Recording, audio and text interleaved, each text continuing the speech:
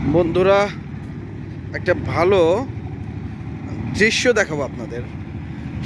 সেটা হচ্ছে, আমি আসলে হুট করে যমুনা নদীর ধারে আসছিলাম। আপনারা সবাই জেনে থাকবেন যে নদীতে এই পানির স্রোত কমানোর জন্য পাথর ফেলা হয়।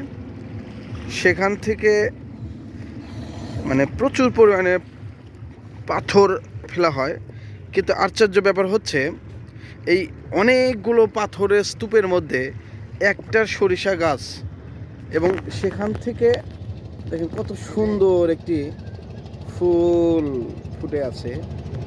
এটা আসলে মানে না দেখালেই নয়, সেজন্য আপনাদের উদ্দেশ্যে আমি ভিডিওটা করলাম। দেখেন শুধু পাথর আর পাথর, এই পাথরের মধ্যে কত সুন্দর একটি হলুদের তুবড়ি ফুটে আছে। হ্যাঁ, অনেক সুন্দর দৃশ্যটা, সেজন্য আপনাদের উদ্দেশ্যে আমি এই ভিডিওটা করলাম। ধন্যবাদ বন্ধুরা।